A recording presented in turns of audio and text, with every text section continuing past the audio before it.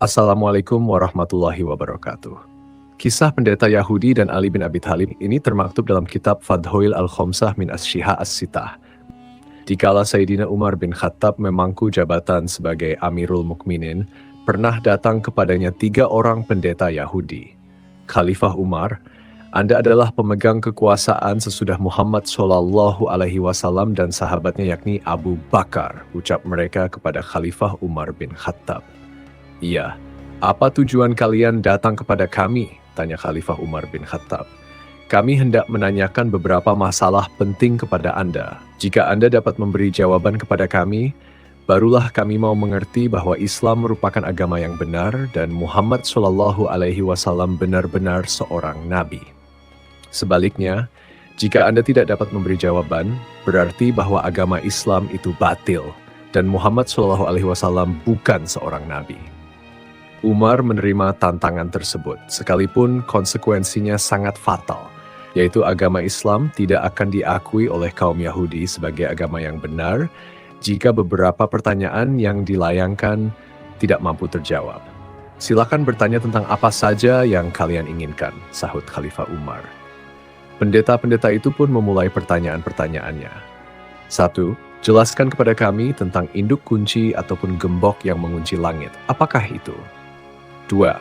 Terangkan kepada kami tentang adanya sebuah kuburan yang berjalan bersama penghuninya. Apakah itu? 3. Tunjukkan kepada kami tentang suatu makhluk yang dapat memberi peringatan kepada bangsanya, tetapi ia bukan manusia dan bukan jin.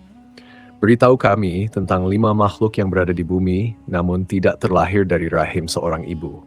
5. Beritahukan kepada kami apa yang dikatakan oleh burung puyuh di saat ia sedang berkicau. Apakah yang dikatakan oleh ayam jantan ketika ia sedang berkokok?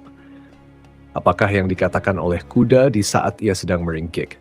Apakah yang dikatakan oleh katak di waktu ia sedang bersuara? Beritahu kami apa yang dikatakan sejenis dalam siulannya. Khalifah Umar menundukkan kepala untuk berpikir sejenak. Umar bin Khattab kewalahan untuk menjawab beberapa pertanyaan yang dilayangkan oleh kaum Yahudi tersebut, hingga beliau memegang kepalanya karena sangat sulit mencari jawaban. Dengan bijak, Umar mengatakan secara jujur bahwa beliau tidak bisa menjawab beberapa pertanyaan dari kaum Yahudi. Mendengar jawaban Khalifah Umar seperti itu, pendeta-pendeta Yahudi berdiri melonjak-lonjak kegirangan sambil berkata, "Sekarang kami bersaksi bahwa Muhammad memang bukan seorang nabi dan agama Islam itu adalah batil." Pada waktu itu, para sahabat yang membersamai Umar tidak terima dengan pernyataan yang disampaikan oleh kaum Yahudi. Salman Al-Farisi yang saat itu hadir segera bangkit dan berkata kepada pendeta-pendeta Yahudi itu, "Kalian tunggu sebentar." Ia cepat-cepat pergi ke rumah Ali bin Abi Thalib. Setelah bertemu, Salman berkata, "Ya Abul Hasan, selamatkanlah agama Islam." Ali bin Abi Thalib bingung lalu bertanya, "Mengapa?" Salman kemudian menceritakan apa yang sedang dihadapi oleh Khalifah Umar bin Khattab. Sayyidina Ali segera saja berangkat menuju ke rumah Khalifah Umar, berjalan lenggang memakai burdah, yakni selembar kain penutup punggung atau leher peninggalan Rasulullah SAW. Ketika Khalifah Umar melihat Ali bin Abi Thalib datang, beliau bangun dari tempat duduk lalu buru-buru memeluknya sambil berkata, "Ya Abul Hasan, tiap ada kesulitan besar, engkau selalu kupanggil." Setelah berhadap-hadapan dengan para pendeta yang sedang menunggu-nunggu jawaban itu, Ali bin Abi Thalib berkata, "Silakan kalian bertanya tentang apa saja yang kalian inginkan. Rasulullah SAW sudah mengajarku 1000 macam ilmu, dan tiap jenis dari ilmu-ilmu itu mempunyai 1000 macam cabang ilmu." Pendeta-pendeta Yahudi itu lalu mengulangi pertanyaan mereka. Sebelum menjawab, Ali bin Abi Thalib berkata, "Aku ingin mengajukan satu syarat kepada kalian, yaitu jika ternyata aku nanti sudah menjawab pertanyaan-pertanyaan kalian sesuai dengan yang ada di dalam Taurat, kalian harus bersedia memeluk agama kami dan beriman." "Oh iya, baik," jawab mereka. "Sekarang tanyakanlah satu demi satu," kata Ali bin Abi Thalib. Mereka mulai bertanya, apakah induk kunci atau gembok yang mengunci pintu-pintu langit? Ali bin Abi Thalib menjawab, kunci penutup langit adalah syirik kepada Allah. Alasannya, jika seorang hamba menyekutukan Allah, maka amalnya tidak akan terangkat ke langit alias tidak diterima. Para pendeta Yahudi itu bertanya lagi, anak kunci apakah yang dapat membuka pintu-pintu langit? Ali bin Abi Thalib menjawab, anak kunci itu ialah kesaksian, yakni bersyahadat bahwa tiada Tuhan selain Allah dan Muhammad adalah Rasul Allah. Para pendeta Yahudi itu saling pandang di antara mereka sambil berkata, orang itu benar juga. Mereka bertanya lebih lanjut, terangkanlah kepada kami tentang adanya sebuah kuburan yang dapat berjalan bersama penghuninya. Ali bin Abi Thalib menjawab, kuburan itu ialah ikan paus yang menelan Nabi Yunus. Kemudian Nabi Yunus alaihissalam dibawa keliling ke 7 samudra. Pendeta-pendeta itu meneruskan pertanyaannya lagi. Jelaskan kepada kami tentang makhluk yang dapat memberi peringatan kepada kaumnya, tetapi makhluk itu bukan manusia dan bukan jin. Ali bin Abi Thalib menjawab, makhluk itu ialah semut Nabi Sulaiman putra Nabi Daud alaihissalam. Semut itu berkata kepada kaumnya, hai para semut, masuklah ke dalam tempat kediaman kalian agar tidak diinjak-injak oleh Sulaiman dan pasukannya dalam keadaan mereka tidak sadar. Para pendeta Yahudi itu meneruskan pertanyaannya. Beritahukan kepada kami tentang 5 jenis makhluk yang berjalan di atas permukaan bumi, tetapi tidak satu pun di antara makhluk-makhluk itu yang dilahirkan dari rahim induknya. Ali bin Abi Thalib menjawab, 5 makhluk itu ialah, pertama Nabi Adam, kedua Hawa, ketiga unta Nabi Syalih, keempat domba Nabi Ibrahim, dan kelima tongkat Nabi Musa yang menjelma menjadi seekor ular. Pendeta-pendeta itu bertanya lagi, beritahukan kepada kami apa yang dikatakan oleh burung puyuh di saat ia sedang berkicau. Ali bin Abi Thalib menjawab, yang diucapkan burung puyuh dalam pekikannya adalah Ar-Rahman alal arsy istawa. Mereka meneruskan pertanyaannya lagi, apakah yang dikatakan oleh ayam jantan ketika ia sedang berkokok? Apakah yang dikatakan oleh kuda di saat ia sedang meringkik? Dan apakah yang dikatakan oleh katak di waktu ia sedang bersuara? Beritahu kami pula apa yang dikatakan sejenis burung dalam siulannya. Ali bin Abi Thalib menjawab, yang dikatakan ayam jantan dalam lengkingannya ialah Udzkurullah ya ghafilin. Yang dikatakan kuda dalam ringkikannya adalah Idza masya'al mu'minuna ila al-kafirin, Allahumma unsyur ibadaka al-mu'minin ala al-kafirin. Yang diucapkan keledai dalam ringkikannya ialah La'ana Allah al-usyar wa yanhaku fi ayuni asisyayatin. Yang dikatakan kata dalam suaranya adalah Subhana Rabbi al-Ma'bud al-Musabbah fi lujaj al-bihar. Yang dikatakan sejenis burung dalam siulannya ialah Allahumma il'an mugidi Muhammad wa ali Muhammad. Kemudian 2 di antara 3 orang pendeta Yahudi itu setelah mendengar jawaban-jawaban serta penjelasan yang diberikan oleh Sayyidina Ali bin Abi Thalib mengatakan bahwa mereka bersaksi tiada Tuhan selain Allah dan Muhammad adalah Rasul Allah. Tetapi seorang pendeta lainnya bangun dan berdiri sambil berkata kepada Ali bin Abi Thalib, hai Ali, hati teman-temanku sudah dihinggapi oleh sesuatu yang sama seperti iman dan keyakinan mengenai benarnya agama Islam. Sekarang masih ada satu hal lagi yang ingin kutanyakan kepada Anda. Tanyakanlah apa saja yang kau inginkan, sahut Sayyidina Ali bin Abi Thalib. Pendeta itu berkata, coba terangkan kepadaku tentang sejumlah orang yang pada zaman dahulu sudah mati selama 309 tahun kemudian dihidupkan kembali oleh Allah. Bagaimana hikayat tentang mereka itu? Ali bin Abi Thalib menjawab, hai pendeta Yahudi, mereka itu ialah para penghuni gua. Hikayat tentang mereka itu sudah dikisahkan oleh Allah Subhanahu wa Ta'ala kepada Rasulnya. Jika engkau mau, akan kubacakan kisah mereka itu. Pendeta Yahudi itu menyahut, aku sudah banyak mendengar tentang Al-Quran kalian itu. Jika engkau memang benar-benar tahu, coba sebutkan nama-nama mereka, nama ayah-ayah mereka, nama kota mereka, nama raja mereka, nama anjing mereka, nama gunung serta gua mereka, dan semua kisah mereka dari awal sampai akhir. Ali bin Abi Thalib kemudian membetulkan duduknya, menekuk lutut ke depan. Perut selalu ditopangnya dengan burdah yang diikatkan ke pinggangnya. Beliau berkata, hai saudara Yahudi, Muhammad Rasulullah Shallallahu Alaihi Wasallam kekasihku telah menceritakan kepadaku bahwa kisah itu terjadi di negeri Romawi, di sebuah kota bernama Efesus, atau disebut juga dengan nama Tarsus.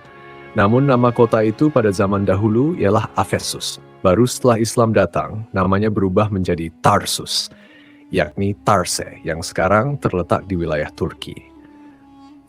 Penduduk negeri itu dahulunya mempunyai seorang raja yang baik. Setelah raja itu meninggal dunia, berita kematiannya terdengar oleh seorang raja Persia. Ia seorang raja kafir yang amat congkak dan zalim. Karena berita tersebut, lantas diserbulah negeri tadi dengan kekuatan penuh pasukannya, hingga kota Efesus dapat dikuasai. Kota itu pun dijadikan sebagai ibu kota kerajaan, kemudian dibangunlah sebuah istana di sana. Baru sampai di situ, pendeta Yahudi yang bertanya itu berdiri sebelum Ali selesai menjelaskan. Dengan wajah yang nampak merendahkan kemampuan serta wawasan pengetahuan Ali, ia berkata, "Jika engkau benar-benar tahu, coba terangkan kepadaku bentuk istana itu, bagaimana serambi dan ruangan-ruangannya, hai Ali bin Abi Thalib." Sayyidina Ali pun menerangkan, "Hai saudara Yahudi, raja itu membangun istana yang sangat megah, terbuat dari batu pualam. Panjangnya 1 farsah 8 km dan lebarnya pun 1 farsah. Pilar-pilarnya berjumlah 1000 buah, semuanya terbuat dari emas. Lampu-lampu penerangan berjumlah 1000 buah dan semuanya terbuat dari emas. Lampu-lampu itu bergelantungan pada rantai-rantai yang terbuat dari perak. Tiap malamnya api dinyalakan dengan sejenis minyak yang harum baunya. Di sebelah timur serambi dibuat lubang-lubang cahaya sebanyak 100 buah. Demikian pula di sebelah baratnya, sehingga matahari sejak terbit hingga terbenam selalu dapat menerangi serambi." Raja itu pun membuat sebuah singgasana dari emas, panjangnya 80 hasta dan lebarnya 40 hasta. Di sebelah kanannya tersedia 80 buah kursi, semuanya terbuat dari emas. Disitulah para hulu balang kerajaan duduk. Di sebelah kirinya juga disediakan 80 buah kursi yang terbuat dari emas untuk tempat duduk para menteri dan para pejabat tinggi lainnya. Raja duduk di atas singgasana dengan mengenakan mahkota indah di atas kepalanya. Sampai di situ, pendeta yang bersangkutan berdiri lagi sambil berkata, "Jika engkau benar-benar tahu, coba terangkan kepadaku dari apakah mahkota itu dibuat." Dengan tetap tenang, Ali bin Abi Thalib menjelaskan, "Wahai saudara Yahudi, mahkota raja itu terbuat dari kepingan-kepingan emas berkaki 9 buah. Dan tiap kakinya bertaburan mutiara yang memantulkan cahaya kesana bintang-bintang menerangi kegelapan malam. Raja itu juga mempunyai 50 orang pelayan terdiri dari anak-anak para hulu balang. Semuanya memakai selempang dan baju sutra berwarna merah. Celana mereka juga terbuat dari sutra berwarna hijau dan semuanya dihias dengan gelang-gelang kaki yang sangat indah. Masing-masing diberi tongkat terbuat dari emas dan mereka harus berdiri di belakang raja. Selain mereka, raja juga mengangkat 6 orang yang terdiri dari anak-anak para cendekiawan untuk dijadikan menteri-menterinya atau pembantu-pembantunya. Raja itu, dalam mengambil suatu keputusan apapun, selalu berunding lebih dulu dengan mereka. Sehingga 6 orang pembantu itu harus berada di kanan kiri raja. 3 orang berdiri di sebelah kanan dan 3 orang lainnya berdiri di sebelah kiri. Pendeta yang bertanya itu berdiri lagi lalu berkata, "Wahai Ali, jika yang kau katakan itu benar, coba sebutkan nama 6 orang yang menjadi pembantu-pembantu raja itu." Menanggapi hal itu, Sayyidina Ali menjawab, "Kekasihku Muhammad Rasulullah Shallallahu Alaihi Wasallam menceritakan kepadaku bahwa 3 orang yang berdiri di sebelah kanan raja masing-masing adalah Tamlikha, Muksalmina, dan Nainuwis. Sedangkan yang sebelah kiri adalah Martunis, Zunawis, dan Sariulis.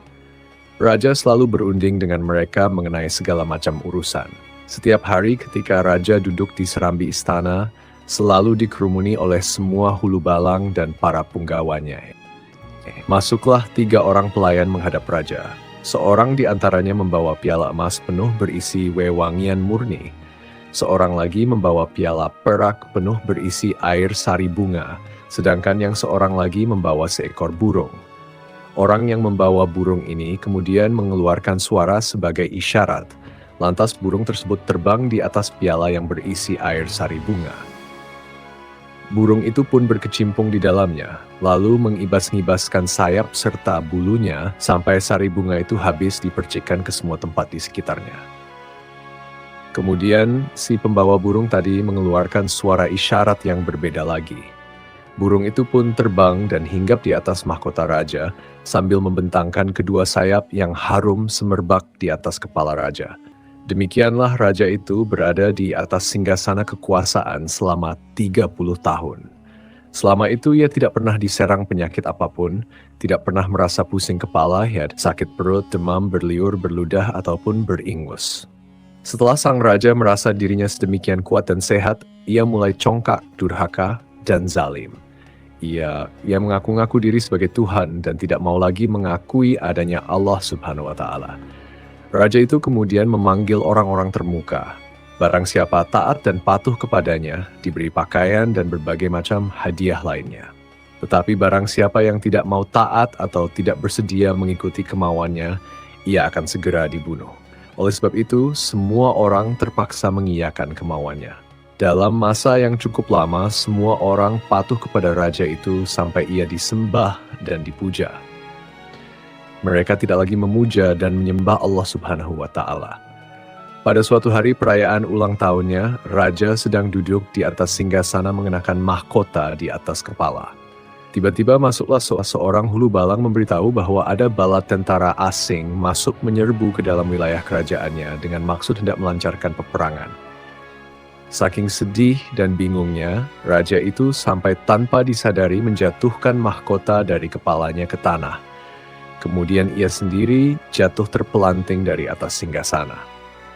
Salah seorang pembantu yang berdiri di sebelah kanan, yakni seorang cerdas yang bernama Tamlikha, memperhatikan keadaan sang raja sambil merenung. Ia berpikir, lalu berkata dalam hati, kalau itu benar-benar Tuhan seperti pengakuannya, tentu dia tidak akan sedih, tidak tidur, dan tidak buang air kecil ataupun besar. Itu semua bukanlah sifat-sifat Tuhan. Keenam orang pembantu raja itu setiap hari selalu mengadakan pertemuan di tempat salah seorang dari mereka secara bergiliran. Pada suatu hari tibalah giliran Tamlikha menerima kunjungan 5 orang temannya. Mereka berkumpul di rumah Tamlikha untuk makan dan minum, tetapi Tamlikha sendiri tidak ikut makan dan minum. Teman-temannya bertanya, "Hai Tamlikha, mengapa engkau tidak mau makan dan minum?" "Teman-teman," jawab Tamlikha, "hatiku sedang dirisaukan oleh sesuatu yang membuatku tidak enak untuk makan dan minum, juga tak nyenyak tidur." "Apakah yang merisaukan hatimu, wahai Tamlikha?" "Sudah lama aku memikirkan soal langit," jelas Tamlikha. "Kemudian aku bertanya pada diriku sendiri, siapakah yang mengangkatnya ke atas sebagai atap yang senantiasa aman dan terpelihara, tanpa gantungan dari atas dan tanpa tiang yang menyanggahnya dari bawah? Siapakah yang menjalankan matahari dan bulan di langit?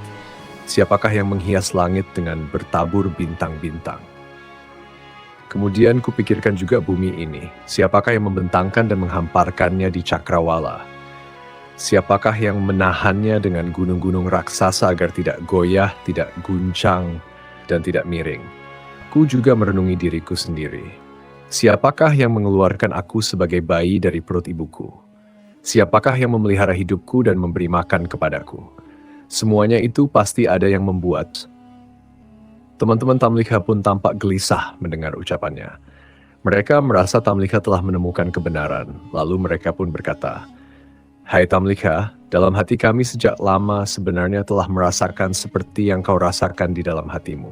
Oleh karena itu, tunjukkan jalan keluar bagi kita semua." "Sahabat-sahabatku," jawab Tamlikha, "sekarang akal kita telah terbuka. Kita harus lari meninggalkan raja yang zalim itu untuk menuju kepada Raja Pencipta langit dan bumi." "Kami sangat setuju," sahut teman-temannya serentak. Tamlikha pun berdiri, hendak beranjak pergi untuk menjual buah kurma hasil dari kebunnya. Kurma itu terjual dan ia mendapat uang sebanyak 3 dirham. Lalu uang tersebut ia selipkan ke dalam kantong bajunya. Kemudian berangkatlah mereka berenam, Tamlikha, Muksalmina, Nainuwis, Martunis, Zunawis, dan Sariulis bersama kuda-kuda mereka. Mereka turun dari kuda masing-masing dan berjalan kaki sejauh 7 farsah, sampai kaki mereka melepuh dan berdarah karena tidak biasa berjalan sejauh itu. Tiba-tiba datanglah seorang penggembala kambing menghampiri. Mereka bertanya, "Wahai penggembala, Apakah engkau menyimpan cadangan air minum atau mungkin susu?" "Aku memilikinya," jawab sang penggembala. "Tapi sebentar, sepertinya kalian ini para bangsawan. Apakah kalian sedang melarikan diri dari sesuatu? Coba ceritakan kepadaku apa yang telah terjadi." "Kami sudah memeluk suatu agama, sehingga kami tidak boleh berdusta. Apakah engkau berjanji kami akan selamat jika kami mengatakan yang sebenarnya?" "Ya," jawab penggembala itu. Tamliha dan teman-temannya lalu menceritakan semua yang terjadi pada diri mereka. Mendengar cerita mereka, penggembala itu segera bertekuk lutut di depan mereka sambil menciumi kaki mereka. Ia berkata, "Dalam hatiku, sekarang terasa sesuatu seperti yang ada dalam hati kalian. Kalian berhenti sajalah dahulu di sini. Aku hendak mengembalikan kambing-kambing itu kepada miliknya. Kemudian segera kembali lagi kepada kalian." Tamliha bersama teman-temannya pun berhenti. Tak lama kemudian, penggembala itu datang lagi berjalan diikuti anjing miliknya. Kala sedang asik-asiknya Ali bin Abi Thalib bercerita, si Rabi Yahudi itu terhenyak berdiri lagi sambil berkata, "Sebentar Ali, jika engkau benar-benar tahu, coba sebutkan nama penggembala itu, serta berwarna apakah anjing itu dan siapa namanya." "Saudara Yahudi," kata Ali bin Abi Thalib meyakinkan, "Rasulullah menceritakan kepadaku nama penggembala itu adalah Falyastat Yunis. Anjing itu berwarna kehitam-hitaman dan bernama Kithmir atau Himran." Ketika 6 orang pelarian itu melihat seekor anjing, masing-masing saling berkata kepada temannya, "Oh, kita khawatir kalau anjing itu nantinya akan membongkar rahasia kita." Mereka meminta kepada penggembala supaya anjing itu dihalau saja dengan batu. Namun anjing itu melihat kepada Tamliha dan teman-temannya, lalu duduk di atas 2 kaki belakang, menggeliat dan mengucapkan kata-kata dengan lancar dan jelas sekali. "Hai orang-orang, mengapa kalian hendak mengusirku? Padahal aku ini bersaksi bahwa tiada Tuhan selain Allah, tak ada sekutu baginya. Biarlah aku menjaga kalian dari musuh, dan dengan berbuat demikian aku mendekatkan diriku kepada Allah Subhanahu wa Ta'ala." Anjing itu akhirnya dibiarkan saja. Mereka lalu pergi, dan penggembala tadi mengajak mereka naik ke sebuah bukit, lalu bersama-sama mendekati sebuah gua. Pendeta Yahudi yang menanyakan kisah itu bangun lagi dari tempat duduknya sambil berkata, "Apakah nama gunung itu dan apakah nama gua itu?" Sayyidina Ali menjelaskan gunung itu bernama Naglus dan nama gua itu ialah Washit atau disebut juga Heram. Ali bin Abi Thalib meneruskan ceritanya, "Secara tiba-tiba di depan gua itu tumbuh pepohonan berbuah dan memancar mata air yang deras sekali. Mereka makan buah-buahan dan minum air yang tersedia di tempat itu. Setelah tiba waktu malam, mereka masuk berlindung di dalam gua, sedangkan anjing yang sejak tadi mengikuti mereka berjaga-jaga sambil menjulurkan 2 kaki depan untuk menghalang-halangi pintu gua. Kemudian Allah Subhanahu wa Ta'ala memerintahkan malaikat maut supaya mencabut nyawa mereka. Kepada masing-masing orang dari mereka, Allah Subhanahu wa Ta'ala mewakilkan 2 malaikat untuk membolak-balik tubuh mereka dari kanan ke kiri. Allah lalu memerintahkan matahari supaya pada saat terbit condong memancarkan sinarnya ke dalam gua dari arah kanan, dan pada saat hampir terbenam sinarnya mulai meninggalkan mereka dari arah kiri. Ketika Raja Dicanius baru saja selesai berpesta, ia bertanya tentang 6 orang pembantunya. Ia mendapat jawaban bahwa mereka itu melarikan diri. Raja Dicanius sangat gusar.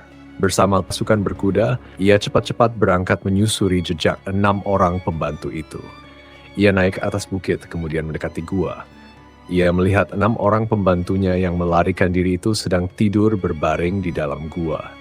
Ia tidak ragu-ragu dan memastikan bahwa 6 orang itu benar-benar sedang tidur.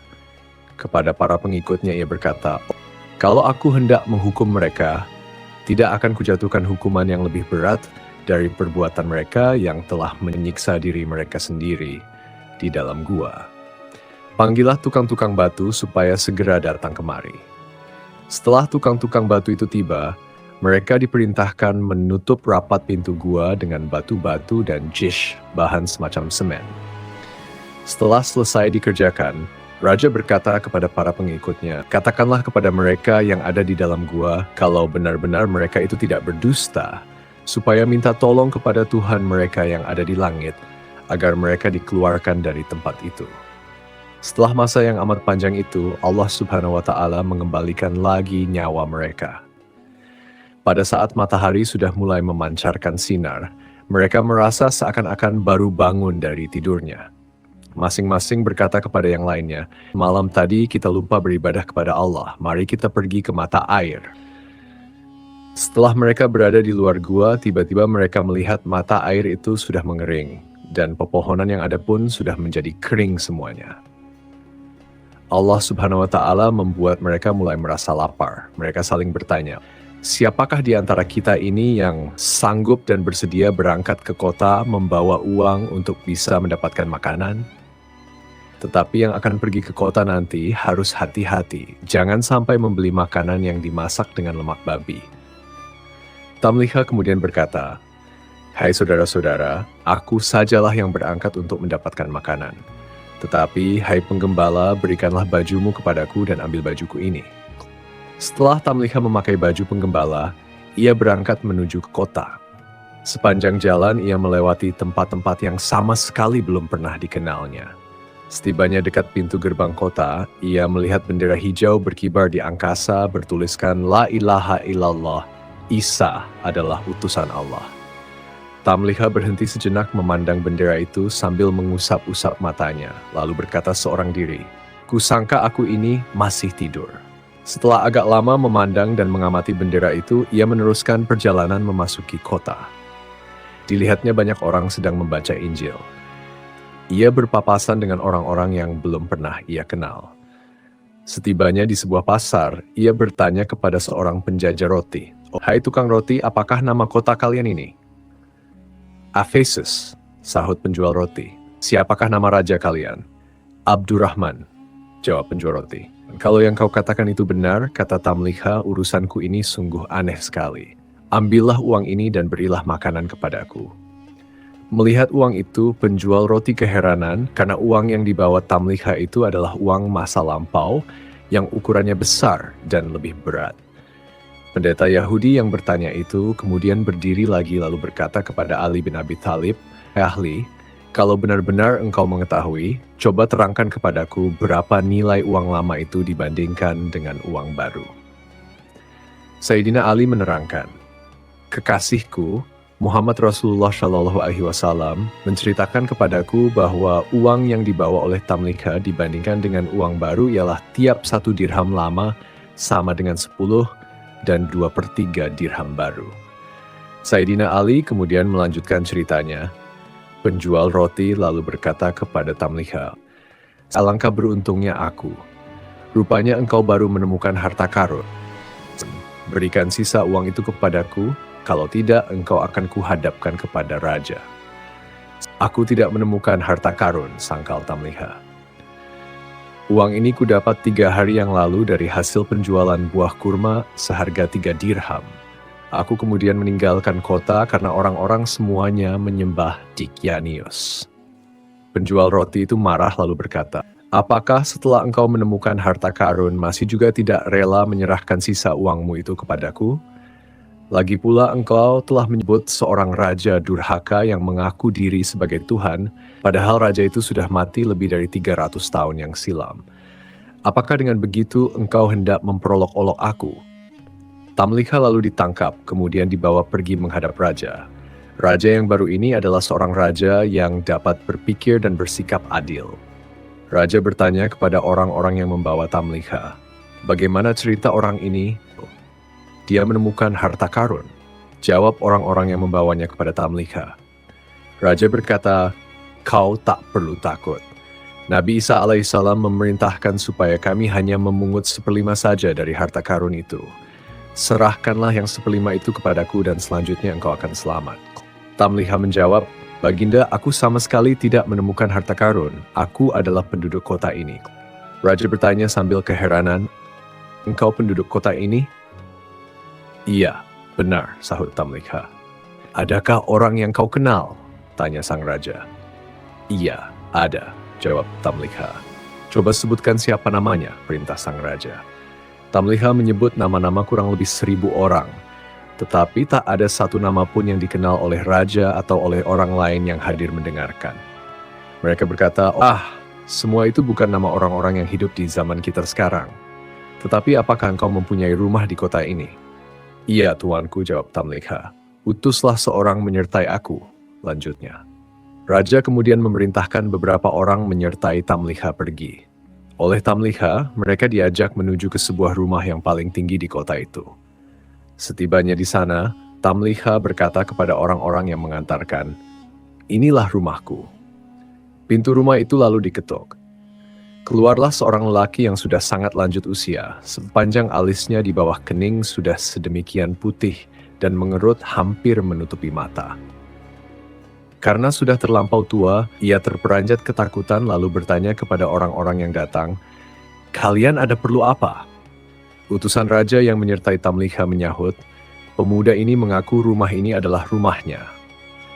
Orang tua itu marah, memandang kepada Tamliha sambil mengamati. Ia bertanya, "Siapa namamu?" "Aku Tamliha, anak Filistin," jawab Tamliha.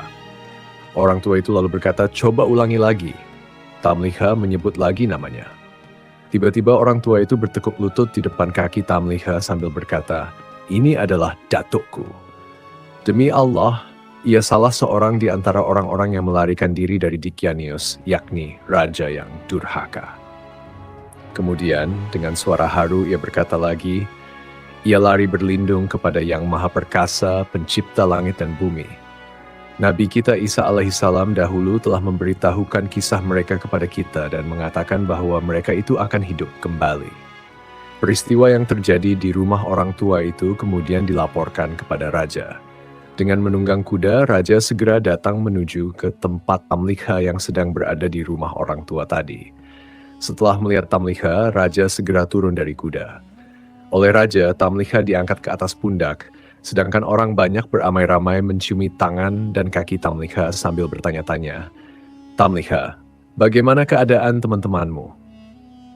Kepada mereka, Tamliha memberitahu bahwa semua temannya masih berada di dalam gua. Pada masa itu, kota Efesus diurus oleh 2 orang bangsawan istana, seorang beragama Islam dan seorang lainnya beragama Nasrani. 2 orang bangsawan itu bersama pengikutnya masing-masing pergi membawa Tamliha menuju ke gua. Demikian Sayyidina Ali melanjutkan ceritanya. Teman-teman Tamliha semuanya masih berada di dalam gua. Setibanya dekat gua, Tamliha berkata kepada 2 orang bangsawan dan para pengikut mereka, "Aku khawatir kalau sampai teman-temanku mendengar suara tapak kuda atau gemerincingnya senjata, mereka pasti menduga bahwa Dicanius datang dan mereka bakal mati semua. Oleh karena itu, kalian berhenti saja di sini. Biarlah aku sendiri yang akan menemui dan memberitahu mereka." Semua berhenti menunggu dan Tamliha masuk seorang diri ke dalam gua. Melihat Tamliha datang, teman-temannya berdiri kegirangan dan memeluk Tamliha kuat-kuat. Mereka berkata, "Puji dan syukur bagi Allah yang telah menyelamatkan dirimu dari Dicanius." Tamliha menukas, "Ada urusan apa dengan Dicanius? Tahukah kalian sudah berapa lamakah kalian tinggal di sini?" "Kami tinggal sehari atau beberapa hari saja," jawab mereka. "Tidak," sangkal Tamliha, "kalian sudah tinggal di sini selama 309 tahun. Dicanius sudah lama meninggal dunia. Generasi demi generasi sudah berganti, dan penduduk kota itu sudah beriman kepada Allah yang Maha Agung. Mereka sekarang datang untuk bertemu dengan kalian." "Silakan, hai teman-teman," ujar Tamliha. "Apakah engkau hendak menjadikan kami ini orang-orang yang menggemparkan seluruh jagat?" "Lantas, apa yang kalian inginkan?" Tamliha balik bertanya. "Angkatlah tanganmu ke atas, dan kami pun akan berbuat seperti itu juga," jawab mereka.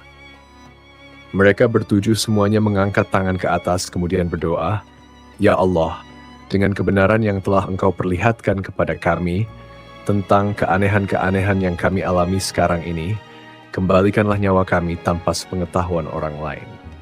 Allah Subhanahu wa Ta'ala mengabulkan permohonan mereka, lalu memerintahkan malaikat maut mencabut kembali nyawa mereka.